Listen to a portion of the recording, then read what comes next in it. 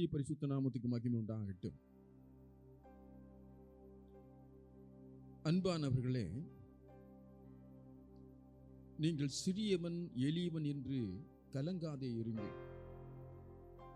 நீங்கள் பெரிய காரியங்களை செய்வாய், கர்த்தர் உன்னை உயர்த்துவார் என்று தேவனுடைய வார்த்தையின் மூலமாக உங்களை சந்திக்க இந்த புதிய மாதத்தில் வந்திருக்கிறேன்.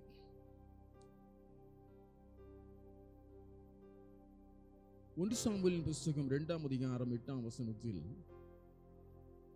அவர் சிறியவனை புழுதியிலிருந்து எடுத்து எளியவனை குப்பையிலிருந்து உயர்த்துகிறார் என்று தன் அனுபவத்தை கூறின அந்த வார்த்தைகளை முதன்மையாய் வைத்து இன்றைக்கு தேவனுடைய செய்தி உங்களுக்கு நேராய் வந்து கொண்டிருக்கிறது. தெய்வ மக்களாகி உங்களை இந்த புதிய மாதத்தில் இந்த வசனத்தின் மூலமாக சந்திப்பதிலே நான் மிகவும் மகிழ்கிறேன். கர்த்தர் இந்த வசனத்தின் மூலமாக உங்களை ஆசீர்வதிப்பாராக, உங்களை உயர்த்துவாராக. தேவனுடைய மக்களாய் இருக்கிற நீங்கள் உங்களது குடும்ப பின்னணியை மேன்மையற்றதாக காணப்படலாம். நீங்கள் ஏழை குடும்பத்தில் ஒருவேளை பிறந்திருக்கலாம், அல்லது நீங்கள் உங்கள் இனஜன சொந்த பந்துகளால் வெறுக்கப்பட்டவர்களாக, ஒதுக்கப்பட்டவர்களாக இருக்கலாம். ஆகவே நீங்கள் உங்களையே நீங்கள் நொந்து கொள்ளமான நிலையிலும் இருக்கலாம். வேதனை மிகவும் அதிகமாக போவது, நாம் ஏன் பிறந்தோம் மனிதர்களா என்று நினைக்கக்கூடிய அளவுக்கு உள்ளத்தில் வேதனை சூழும் பொழுது நம்மை நாமே நொந்து கொள்கிற நிலையில் நாம் தள்ளப்பட்டவர்களாக இருப்போம். ஆனால் வேத வசனத்தின்படி நீங்கள் சோர்ந்து போகாதிருங்கள். உங்களை நீங்களே நொந்து கொள்ள வேண்டாம். நீங்கள் பின்னானவர்களை மறந்து விசுவாசத்தை துவக்குகிறவரும் பூரணப்படுத்துகிறவருமான இயேசு கிறிஸ்துவை இலக்காக கொண்டு உங்களை குறித்ததான தேவ சித்தம் நிறைவேற பூரணமாய் அவருக்கு ஒப்பு கொடுங்கள். பாருங்கள், 1 கொரிந்தியர் புத்தகம் 1ஆம் அதிகாரம் 27-28 அந்த வசனம் இவ்விதமாய் கூறுகிறது. பலம் உள்ளவைகளை வெட்கப்படுத்தும்படி தேவன் உலகத்தில் பலவீனமானவைகளை தெரிந்து கொண்டார். உள்ளவைகளை அவமாக்கும்படி உலகத்தின் இழிவானவைகளையும் அற்பமாய் எண்ணப்பட்டவைகளையும் இல்லாதவைகளையும் தேவன் தெரிந்து கொண்டார் என்று மிக தெளிவாக இந்த வார்த்தை கூறுகிறது. ஆகவே நீங்கள் உங்கள் உள்ளத்தில் தங்களையே தாழ்த்தி கொண்டு நொந்து கொள்ளுகிற எண்ணங்களை அகற்றுங்கள். தேவையற்ற யோசனைகளை, வீணானவைகளை அகற்றி போடுங்கள். ஒன்றை புரிந்து கொள்ளுங்கள், நீங்கள் உங்கள் தேவனால் உயர்த்தப்பட முன்குறிக்கப்பட்டவர்கள் என்பதை அறிந்து சந்தோஷப்படுங்கள். இன்றைக்கு அவிதமாய் ஒதுக்கப்பட்ட, தள்ளப்பட்ட, துரத்தப்பட்ட ஒரு மனிதனுடைய வாழ்க்கையை வேதத்திலிருந்து நான் உங்களுக்கு எடுத்து காட்ட விரும்புகிறேன். நியாயாதிபதியின் புத்தகம் 11ஆம் அதிகாரத்தில் எப்தா என்ற மனிதனை குறித்தும் அவனுடைய பரிதாப நிலையை குறித்தும் அறிந்து கொள்ள முடியும். அதை வாசித்தார். இந்த எப்தா கீலேயாத்தின் குமாரன் என்று வேதத்தில் குறிக்கப்பட்டிருக்கிறது. கீலேயாத்திற்கு பிறந்த மற்ற சகோதரர்களும் இருக்கிறார்கள். இவர்களுடைய பெற்றோர் மரித்த பின்பு இவர்கள் பெரியவர்கள் ஆன போது ஒரு காரியத்தை கீலேயாத்தின் சகோதரர்கள் செய்தார்கள். பாருங்கள், நியாயாதிபதிகளின் புஸ்தகம் 1ஆம் அதிகாரம் 2ஆம் வசனத்தில் அந்த சகோதரர்கள் எத்தாவை பார்த்து சொல்லுகிற அந்த வார்த்தை எத்தனை வேதனை நிறைந்ததாக காணப்படுகிறது. அவர்கள் எத்தாவை நோக்கி, உனக்கு எங்கள் தகப்பன் வீட்டில் சுதந்திரம் இல்லை, நீ அந்நிய ஸ்திரியின் மகன் என்று சொல்லி துரத்தினார்கள் என்று சொல்லப்பட்டிருக்கிறது. எப்தா யாருடைய மகன் என்று அனைவருக்கும் தெரியும். இங்கே துரத்துகிறதான மனிதர்களுக்கும் தெரியும். எப்தா நம்முடைய சகோதரன் என்று நன்றாய் தெரியும். இந்த எப்தா நம்முடைய வீட்டிலே தான் உண்டு உறங்கி தங்கி இருந்தவன் என்பதும் தெரியும். ஆனால் பாருங்கள், இவர்கள் பெரியவர்களான உடனே உள்ளத்திலே ஒரு பகைமை வருகிறது. தகப்பனாருடைய உரிமையிலே எப்தாவுக்கு எந்தவித பங்கும் இல்லை என்று பேசினார்கள். பாருங்கள், குடும்பத்தாரால் ஒதுக்கப்பட்ட நிலையிலே இந்த மனிதன் இருந்தார். அற்பமானவனாக காணப்பட்டான். இன்றைக்கு அநேக குடும்பங்களிலும் கூட இவ்விதமான பிரச்சனைகளை குறித்து நாம் கேட்டிருக்க முடியும்.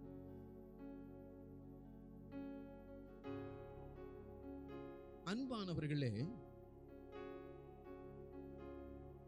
எப்தா வீட்டிலிருந்து தன் சகோதரர்களால் துரத்தி அடிக்கப்பட்டார். இனி இந்த வீட்டில் தங்குவதற்கோ உறங்குவதற்கோ உனக்கு இடமில்லை, இந்த வீட்டில் இருக்கக்கூடாது என்று வலுக்கட்டாயமாக அந்த சகோதரர்கள் இவனை துரத்தினார்கள். தனக்கு நியாயம் செய்ய ஒருவரும் இல்லாத பொழுது உறவினர்களே, அயலகத்தாரிலே இந்த பிரச்சனையை தீர்த்து வைப்பதற்கு ஒருவரும் இல்லாதபடினாலே அந்த தேசத்தின் நியாயாதிபதிகளாய் இருக்கிற மூப்பரிடத்திலே இந்த எப்தா தன் நிலைமையை போய் அங்கே சொல்லுவார். நான் கீலேயாத்தின் குமாரன் என்பது உங்களுக்கு தெரியும். என் சகோதரர்கள் என்னை விரட்டி அடிக்கிறார்கள். என் தகப்பனாருடைய உரிமையில் எனக்கு பங்கு இல்லை என்று சொல்லி அனைவரும் வெறுத்து என்னை துரத்தி விட்டார்கள். இஸ்ரவேலிலே நியாயம் விசாரிக்கிற நீங்கள் என் வழக்கை தீர்த்து நியாயம் விசாரித்து என் தகப்பனுடைய உரிமையை எனக்கு நீங்கள் பெற்று தர வேண்டும் என்று மூப்பர்களிடத்திலே அவன் முறையிட்டான். ஆனால் அந்த மூப்பர்கள் நன்றாய் தெரியும், இந்த எப்தா கீலேயாத்தின் மகன், இவனுக்கு உரிமை உண்டு என்று அவளுக்கு நன்றாய் தெரியும். இந்த நியாயத்தை சொல்லி தீர்த்து வைக்க வேண்டும் என்றதான எண்ணம் அவளுக்கு இல்லாமல் தீர்ப்பை அநியாயமாய் சொல்லி அவள் மேலும் ஒரு வேதனையான ஒரு சூழ்நிலையை உருவாக்கி எப்தாவின் மனதை நொறுங்க செய்கிறதான ஒரு காரியம். அந்த மூப்பர்கள் என்ன செய்தார்கள் தெரியுமா? நீ வீட்டில் மாத்திரமல்ல, இந்த தேசத்திலேயே நீ இருக்கக்கூடாது, ஓடிப்போ என்று மூப்பர்களும் தேசத்தை விட்டு துரத்தினார்கள். யோசித்து பாருங்கள். அவன் பிறந்தவன், அவன் அங்கேதான் பெற்றோரோடு கூட வாழ்ந்தான். அந்த சகோதரர்களோடு கூட ஒன்றாய் விளையாடி இருப்பான். அவளோடு கூட சேர்ந்து ஒன்றாய் புசித்து இருப்பான். ஒன்றாய் படுத்து உறங்கி இருப்பார்கள். ஆனால் நிலைமை எவ்விதமாய் இருந்தது? எப்தா தன் வீட்டிலேயும் இடமில்லை, தேசத்திலேயும் இடமில்லை, தகப்பனுடைய உரிமையில் பங்கும் இல்லை. அவன் வெறுமையாய் வெறும் காலோடு கூட அவன் தேசத்திலிருந்து போகிற பொழுது எந்த மனநிலையில் இருந்திருப்பான்? தேசத்திலிருந்த மூப்பருக்கு அவனை ஒரு சிறியவனாக தெரிந்தது, அற்பமாய் தெரிந்தது. தன் குடும்பத்தாருக்கு ஒரு விரோதியினுடைய மகனாக தெரிந்தது. எளிமையானவனை இவனை துரத்தினால் யார் வந்து கேட்க முடியும்? அன்பான நம்முடைய பிள்ளைகளே, அவன் உள்ளம் உடைந்தவனாக தன் உறவினர்களால் கைவிடப்பட்டு, சகோதரர்களால் துரத்தப்பட்டு, மூப்பர்களால் தேசத்தை விட்டு துரத்தப்பட்ட அவன் வெறுமையாய் கடந்து போகிற பொழுது அவன் எத்தனை பரிதாபத்திற்குரிய நிலையில் அவன் இருந்திருப்பான். இந்த வார்த்தையை கேட்டுக்கொண்டிருக்கிற அருமையான நம்முடைய பிள்ளைகளாய் இருக்கிற நீங்கள், உங்களுடைய வாழ்க்கையிலே அநேக காரியங்கள் உங்கள் குடும்பங்களிலே நடந்திருக்கும். உங்களை அற்பமா எண்ணி ஒரு விசேஷத்த காரியத்திலும் கூட உங்களை அருகிலே வைக்க மாட்டார். ஒருவேளை நீ ஏழையா இருக்கலாம், பார்வையில் அழகற்று இருக்கலாம், படிப்பில் ஒன்றும் இல்லாமல் இருக்கலாம், சிறந்ததான நிலையில் உனக்கு நாகரிகம் இல்லாமல் இருக்கலாம். ஆகவே தன் சகோதர சகோதரிகள் என்று சொல்லிக் கொள்வதற்கு அவர்கள் வெட்கப்பட்டு உங்களை ஒதுக்கி வைத்திருக்கிறதான நிலையிலே நீங்கள் அநேக தரம் எண்ணி துக்கப்பட்டது உண்டல்லவா? நான் ஒன்றுமில்லாதவள் என்றுதானே என்னை ஒதுக்கி வைத்தார்கள், நான் வியாதி உள்ளவன் என்றுதானே என்னை அற்பமா எண்ணி குடும்ப நிகழ்ச்சிகளிலும் சேர்க்காமல் போனார்.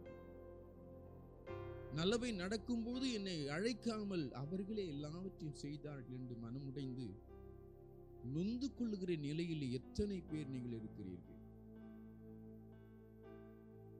உன்னை அறிந்து கொள்ளுங்கள், இந்த வசனம் உங்களுக்காகவே வருகிறது. அது என்ன? சிறியவனை புழுதியிலிருந்து எடுத்து எளியவனை குப்பையிலிருந்து உயர்த்துகிறார்.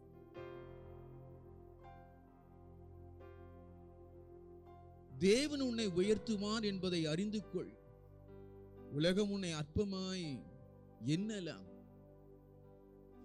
ஏது மற்றவனாய் நினைக்கலாம், பைத்தியம் என்று கூட சொல்லலாம். ஆனால் கர்த்தருடைய பார்வையில் நீ விசேஷித்தமானவன் என்பதை, உன்னை கர்த்தர் முன் குறித்திருக்கிறார் உன்னை உயர்த்துவதற்கு என்பதை புரிந்து கொள். பாருங்கள்,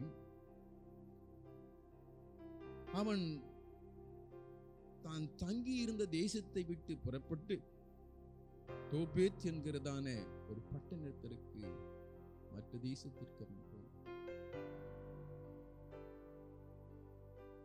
அங்கே இருந்த மக்களோடு கூட அவன் சேர்ந்து கொண்டான். அவர்கள் செய்யும் வித்தைகளையும் கற்றுக்கொண்டான். யுத்தம் செய்வது,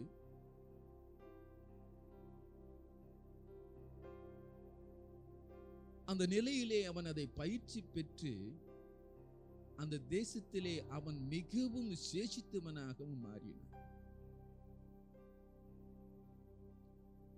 மிகவும் பலசாலியாக, திறமை பெற்றவனாக, பராக்கிரமசாலியாக அந்த தேசத்திலே அவன் அறியப்பட்டவனாக இருந்தான். இவர்களால் ஒதுக்கி துரத்தப்பட்ட அந்த எப்தான் அந்த தேசத்தில் போய் சேர்ந்தவன் அங்கு மிகவும் பராக்கிரமசாலியாய் யுத்தத்திலே வல்லவனாக அவன் காணப்பட்டான். அவன் மாத்திரமல்ல, அநேகருக்கு அவனை குறித்ததான ஒரு உயர்வான, அவன் பலம் உள்ளவன், அவன் பராக்கிரம் உள்ளவன், யுத்தத்திலே அவனை ஜெயிப்பதற்கு கடினம், அவன் எங்கு சென்றாலும் வெற்றியை அவன் பெறுகிற ஒரு திறமை படைத்தவன் என்ற ஒரு பெயரை அங்கே அவனுக்கு கிடைத்திருந்தது. அருமையான தேவனுடைய பிள்ளையே, உனக்கும் ஒரு திறமையை கர்த்தர் உனக்கிலே வைத்திருக்கிறார் என்பதை மறந்து போகாது. தேவனுடைய பிள்ளைகளாய் இருக்கிற உங்களுக்கு ஒவ்வொருவருக்கும் ஒரு திறமை, அதிலே உங்களை வெல்ல முடியாத அளவுக்கு நீங்கள் பெரிய காரியங்களை செய்யத்தக்கதாக தேவன் உங்களுக்கு அனுக்கிரகம் செய்து அதிலே வளரத்தக்கதாக பெரிய காரியங்களை செய்து முடிக்கத்தக்கதாக திராணியையும் திறமையையும் அவர் கொடுத்திருக்கிறார் என்பதை அறிந்து கொள்ளுங்கள். பாருங்கள், காலங்கள் ஓடிக்கொண்டே இருந்தது. ஒரு நாள் சில வருஷங்கள் கழித்த பின்பு இஸ்ரவேல் தேசத்தின் புத்திரர்களுக்கு எதிராக, அந்த தேசத்துக்கு எதிராக அம்மோன் புத்திரர்கள் யுத்தத்திற்கு வந்தார்கள். அம்மோன் புத்திரர்கள் யுத்தத்திற்கு வந்தபோது அம்மோன் புத்திரர்களை இந்த இஸ்ரவேல் மக்கள் எவ்விதமாய் அவனை ஜெயிக்க முடியும், அந்த அம்மோன் புத்திரரை எவ்விதமாய் வெற்றி கொள்ள முடியும், அவளுக்கு இருக்கிற திறமை, அவளுக்கு இருக்கிற போர் நுணுக்கங்கள், அவளுக்குள் இருக்கிற பலங்கள் நமது தேசத்தின் மக்களுக்கு இல்லை, நமது மக்களுக்கு இல்லையே என்று எண்ணுகிற போது நமது தேசத்திலே பிறந்த கிளையாத்தின் குமாரன் எப்தா ஒருவன் இருக்கிறான். அவன் தோபேத்திலே இருக்கிறான். அவன் நமக்கு உதவியாக வந்தால் அம்மோன் புத்திரரை விரட்டி அடித்து விடலாம், நம் தேசத்தையும் தம் எனது மக்களையும் பாதுகாக்க முடியும் என்ற ஒரு மனநிலைக்கு இந்த மக்கள் வந்தார். எப்தாவை எவர்கள் அநீதியாய் தீர்ப்பு செய்து துரத்தினார்களோ தேசத்தை விட்டு, அவர்களே ஒன்றாக சேர்ந்து எப்தாவை சந்திக்க போகிறார்கள். கர்த்தருக்கு பிரியமான தேவனுடைய பிள்ளைகளே, அற்பமாய் உன்னை எவர்கள் துரத்தினார்களோ எண்ணினார்களோ ஒரு நாள் வரும், அவர்களே உங்களை சந்திக்க வருவார்கள், உங்களை அழைக்க வருவார்கள். தங்களுக்கு தலைவனாய் இருக்கும்படியாய் மேன்மையாய் எண்ணும்படியான ஒரு சேலை நிலையை தேவன் கொண்டு வருவார் என்பதை புரிந்து அந்த பராக்கிரமசாலியை எப்படியாகிலும் நம் தேசத்திற்கு கொண்டு வர வேண்டும். அவன் இந்த மண்ணின் சுதந்திர கிளையாத்தின் குமாரன், அங்கே தேசத்துக்கு உரிமையானவன் என்கிறதான நிலையிலே அந்த மூப்பர்கள் நினைக்க ஆரம்பித்தார்கள். நியாயாதிபதிகள் புஸ்தகம் 11ஆம் அதிகாரம் 1ஆம் வசனத்திலே சொல்லப்பட்டிருக்கிறது, எப்தா பலத்த பராக்கிரமசாலியாயிருந்த எப்தா என்கிறதான எபிரேய சொல்லுக்கு அவன் திறப்பான் என்று பொருள். உங்களுடைய பெயரிலே உங்களுக்குரிதான உயர்வின் அர்த்தம் இருக்கிறது.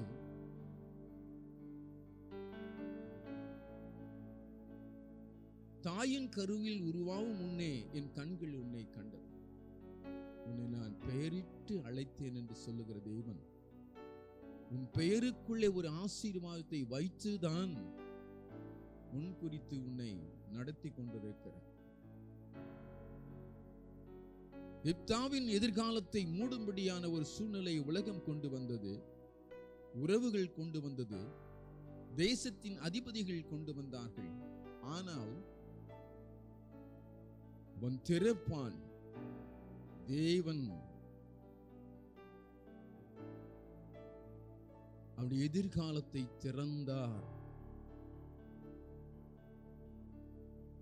அவன் மேன்மை அடையும்படியான நிலையிலே அவனுடைய வாழ்க்கையை உயர்வாக்குவதற்காக தேவன் திறந்தார். எப்தாவின் மூலம் இஸ்ரவேல் மக்களுக்கு ஒரு பெரிய வெற்றியை கொடுத்தார் என்று வேதம் சொல்லுகிறது. அன்பான தேவனுடைய பிள்ளைகளாய் இருக்கிற நாம் ஏன் எப்தாவினுடைய இந்த வெற்றிக்கு காரணம், உயர்வுக்கு காரணம், தேவன் ஏன் உயர்த்தினார்? எப்தாவினிடத்தில் 4 குணங்கள் இருந்தது. எப்தாவுடைய முதல் குணம், தான் இந்த நிலைக்கு தள்ளப்பட்டோமே என்று தள்ளினவர்கள் மேல் அவன் வெறுப்பு கொள்ளாதபடிக்கு, அவள் செய்த தீமைக்கு தீமை செய்யாதபடிக்கு, அவர்களை குறை கூறாதபடிக்கு, தன் பெற்றோரையும் குறை கூடாதபடி அவன் எண்ணத்திலே வைத்திருந்தான். அநேக பிள்ளைகள் அநேக சொல்வதை நான் கேட்டிருக்கிறேன். பிள்ளைகள் மாத்திரமல்ல, அநேக பெரியவர்கள் சொல்வதையும் கேட்டிருக்கிறேன். என் தகப்பனார் ஒழுங்கா இருந்திருந்தான் நான் இந்த நிலைமைக்கு வந்திருக்க மாட்டேன். அவள் எனக்கு எல்லாவற்றையும் செய்து வச்சிருந்தான், நான் ஏன் இவ்விதமாய் துன்பப்பட போகிறேன்? வீடு வாசல் அற்று நிலையற்று நான் இருக்கிறேன். காரணம், இதற்கெல்லாம் என் பெற்றோர் தான் காரணம். அநேக பிள்ளைகள் சொல்ல கேட்டு, என்ன செய்து வைத்திருக்கிறேன், எனக்கென்று என்ன நீங்கள் செய்தீர்கள் என்றெல்லாம் கேட்கிற பிள்ளைகளையும் நான் பார்த்திருக்கிறேன். ஆனால் எப்தாவுடைய குணம் தன் பெற்றோரை குறை சொல்லவில்லை, தன் சகோதரரை குறை சொல்லவில்லை, அவள் மேல் வஞ்சனையான காரியத்தை எதையும் செய்யவில்லை. வேதம் சொல்லுகிறது, ரோமருக்கு எழுதின நிருபம் 12ஆம் அதிகாரம் 17ஆம் வசனம் சொல்லுகிறது, ஒருவனுக்கும் தீமைக்கு தீமை செய்யாதிருங்கள். அவர்கள் தீமை செய்தார்களே என்று நீங்கள் தீமை செய்யாதீர்கள். எட்டாவுடைய குணமானது தீமை மற்றவர்கள் செய்தாலும் அவளுக்கு தீமை செய்யாத ஒரு நல்ல குணத்தை எப்தா கடைபிடிப்பதை பார்த்தோம். நீதிமொழியின் புஸ்தகம் 4ஆம் அதிகாரம் 27ஆம் வசனம் மிக தெளிவாய் சொல்லுகிறது, உன் காலை தீமைக்கு விலக்குவாயாக. இரண்டாவது குணம், சோர்ந்து போகாமல், தன்னை தானே தாழ்த்தி கொள்ளாமல், தேவ சமூகத்தில் சென்று தன்னுடைய எல்லா நிலையின் காரியங்களை சொல்லக்கூடியவனாய், ஜெபிக்கிறவனாய், கர்த்தரோடு கூட தொடர்பு கொள்வனாக இருந்தான்.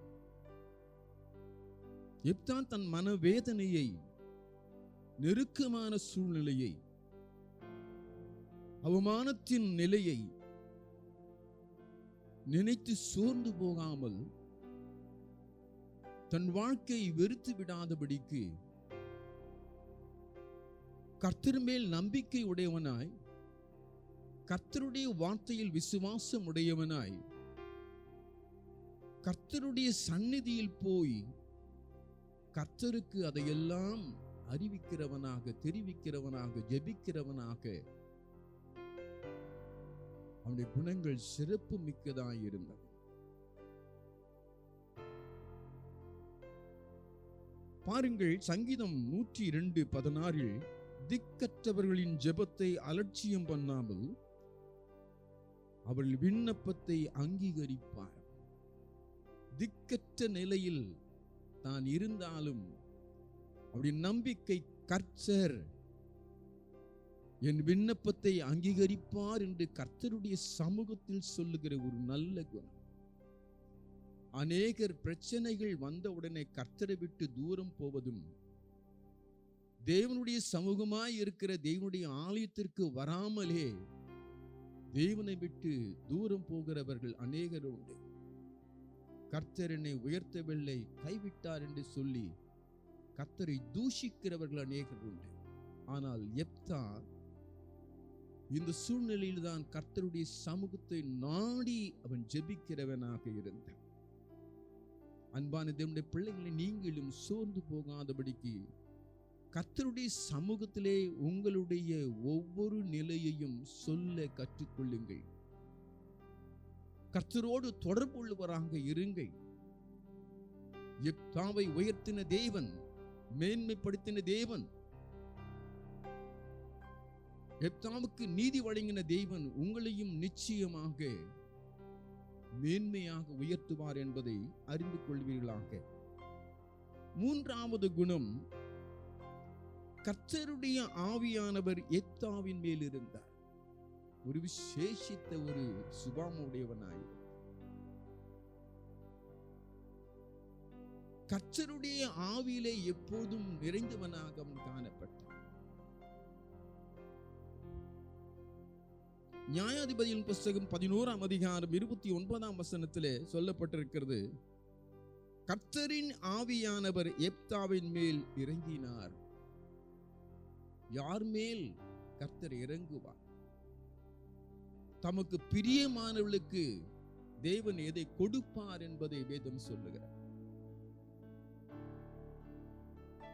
ஏன் கர்த்தருடைய ஆவியானவர் இந்த எப்தா மேல் இருந்தார் என்றால், 2 கொரிந்தியர் புஸ்தகம் 3ஆம் அதிகாரம் 17ஆம் வசனம், கர்த்தருடைய ஆவி எங்கேயோ அங்கே விடுதலை உண்டு. எப்தா விடுதலையோடு அவன் முன்னேறி உயர்ந்த ஸ்தானத்திற்கு வர வேண்டும் என்பதற்கு ஒரு அடையாளமாக கர்த்தர் ஆவியானவர் மேலிருந்தார். அநேகர் கர்த்தருடைய ஆவியை பெற்றுக்கொள்ளுங்க என்று சொல்லும் பொழுது பரியாசம் பண்ணுகிறார்கள். அநேகர் பெந்தெகோஸ்து அனுபவத்தை அருவருத்து வெறுத்து ஒதுக்கிறவர்களாய் இருக்கிறார்கள். ஆனால் எப்தா கர்த்தருடைய ஆவியினாலே நிரப்பப்பட்டிருந்தார். தீமைக்கு தீமை செய்யாத எப்தா, கர்த்தருடைய சமூகத்தை நாடி சென்று ஜெபித்த எப்தா, தேவாவியை பெற்ற எப்தா, 4வதாக கர்த்தர் கொடுத்த பொறுப்புகளை தட்டி கழிக்காதபடி அதை செய்து முடிக்கிறவனாய். பாருங்கள், நியாயாதிபதியின் புஸ்தகம் 11ஆம் அதிகாரம் 8ஆம் வசனம், கிளையாத்தின் மூப்பர்கள் எப்தாவை நோக்கி, நீ எங்களுடைய கூட வந்து அம்மோன் புத்திரரோட யுத்தம் பண்ணி கிளையாத்தின் குடிகளாகிய எங்கள் அனைவர் மேலேயும் தலைவனாயிருக்க வேண்டும் என்று அழைத்த பொழுது, கர்த்தர் கொடுத்த இந்த பொறுப்பை இவன் தட்டி கழிக்கவில்லை, விரோதம் பாராட்டவில்லை, அவளை அப்படியே அழிந்து போக விட்டு விடவில்லை. அவளுக்காக மன்றாடுகிறவனாக, யுத்தம் செய்கிறவனாக, வான மண்டல பொல்லாத ஆவிகளோடு போராட்டங்கள் உண்டு என்று சொன்ன வார்த்தையின்படி தெய்வ மக்களாகிய நாம் எதிரிகளுக்காகவும் ஜெபிக்கக்கூடியவர்களாக இருக்க வேண்டும். யுத்தத்திற்கு போன அந்த பொறுப்பை அவன் எடுத்து அவன் செய்கிற போது கர்த்தர் பெரிய வெற்றியை இஸ்ரவேலுக்கு கொடுத்தார். அம்மோன் புத்திரர்களை துரத்தி அடித்தார். இந்த எப்தா 6 வருடங்கள் இந்த தேசத்தை நியாயம் விசாரித்தார். திருச்சபையில் கொடுக்கிற வேலைகளிலே அநேக நாம் எவ்விதமாய் இருக்கிறோம். கர்த்தர் இந்த பொறுப்பை கொடுத்தார் என்று எத்தனை பேர் மனமு வந்து அதை செய்து முடிக்கிறவர்களாயிருக்கு. அற்பமாகவும் வசதியாகவும் சாதாரண ஒரு எண்ணமாகவும் அதை நினைத்து உதறி போறவர்கள் எத்தனை பேர், அதிலே குறை சொல்லிக் கொண்டிருக்கிறவர்கள் எத்தனை பேர். ஆனால் எப்தா இந்த 4 குணங்களிலே குறை சொல்லாமல் கர்த்தரோடு கூட இருந்த அந்த எப்தா, உலகத்தின் பார்வையில் அற்பமும் குப்பையுமாக இருந்தாலும் தேவன் உயர்த்தினது போல இன்றைக்கு தேவனுடைய சத்தத்தை கேட்டுக்கொண்டிருக்கிற அருமையான தேவனுடைய பிள்ளைகளே, இந்த உலகத்திலே உறவுகள், சொந்தங்கள், பந்தங்கள் அனைவரும் உங்களை வெறுத்து ஒதுக்கி இருந்தாலும் இந்த 4 குணங்களை உடையவர்களாக நீங்கள் இருக்கிற பொழுது நிச்சயமாய் நீங்கள் உயர்த்தும்படியாய் தேவன் உங்களுக்கு ஆசீர்வாதத்தை வைத்திருக்கிறார். அந்த ஆசீர்வாதம் உங்களுடையது. அந்த ஆசீர்வாதத்தை தடுக்க எவராலும் முடியாது என்பதை அறிந்து கொள்ளுங்கள். இந்த ஆசீர்வாதத்தை பெற்று உயர்ந்து உங்கள் சந்ததிகளுக்கு நீங்கள் முதன்மாரியாய் இருந்து அநேகருக்கு வழிகாட்டுவது மாத்திரமல்ல, அவர்களும் மற்றவர்கள் வழிகாட்டத்தக்கதாக உங்களை கர்த்தர் ஆசீர்வதிக்கும்படியாக முழுமையாய் கர்த்தரிடத்தில் ஒப்பு கொடுத்து நீங்கள் விண்ணப்பம் செய்யுங்கள். கர்த்தர் நிச்சயமாய் தன் வாக்கை மாறாதவர், அவர் செய்து முடிக்கிறவர். பாருங்கள், விசுவாசத்தில் அவன் உறுதியாயிருந்தார். நிச்சயமாய் கர்த்தர் என்னை உயர்த்துவார், நான் அற்பையும் குப்பையுமாய் இருந்தாலும் என்னை உயர்த்துவார் என்று சொல்லி கர்த்தர் மேல் விசுவாசம் வைத்து எப்தாவை போல இந்த 4 குணங்கள் உன்னிலே இருக்கத்தக்கதாக மன்றாடி அதை பெற்றுக்கொண்டு முன்னேறுவாயாக. கர்த்தர் உன்னோடு கூட இருப்பாராக. கர்த்தர் உங்களை ஆசீர்வதித்து உயர்த்துவாராக. எங்கள் அன்புள்ள ஆண்டவரே, உமது திருவசனத்தை கேட்டுக்கொண்டிருக்கிறதான மக்களுக்குள்ளே சுவாமி, நான் அற்பமாய் எண்ணப்பட்டு, நான் தள்ளப்பட்டு நொறுங்குண்டு மனதிலே வேதனையோடு கூட என்னை நானே நான் நொந்து கொண்டிருக்கிறவர்களாக இருக்கிறேன். ஒரு வார்த்தையின்படி என்னை அற்பமாய் என்ன அநேக நினைத்தாலும், குப்பையை போல் என்னை நினைத்தாலும் நீர் உயர்த்துகிறவர் என்பதை இந்த வசனத்தின் மூலமாக கேட்கிற பொழுது, எப்தாவை போல் எங்களையும் நீர் ஆசீர்வதியும், எங்களை உயர்த்தும். எப்தாவின் குணத்தைப் போல நாங்கள் பெற்று சமூகத்திலே நாங்கள் எங்களுடைய ஒவ்வொரு விண்ணப்பத்தையும் செலுத்தவும், விசுவாசத்திலே உறுதியாய் இருந்து நீர் கொடுக்கிற ஒவ்வொரு பணிகளையும் செய்து முடிக்கத்தக்கதாக, எவருக்கும் நாங்கள் தீமைக்கு தீமை செய்யாதபடிக்கு வாழவும் எங்களுக்கு உமது கிருபையை எங்களுக்கு தந்து, தேவரீர் எங்களை உயர்த்த வேண்டும் என்று எங்களை தாழ்த்தி ஒப்படுக்கிறோம் என்று எவர்களெல்லாம் தங்கள் இருதயத்துக்குள் உம்மை நோக்கி பார்க்கிறார்களோ, தகப்பனே, நிச்சயமாய் அவளுக்கு வைத்த ஆசீர்வாதத்தின் உயர்வை அவள் பெற்றுக்கொண்டு சந்தோஷத்தோடும் சமாதானத்தோடும் அநேகளுக்கு சாட்சியாய் மாதிரியாய் பிரகாசிக்கத்தக்கதாய் செய்யும் ஒரு பொறுப்புள்ள கரத்தில் அவளை ஒப்படைக்கிறேன். இயேசுவின் இனி நாமத்தில் பிதாவே.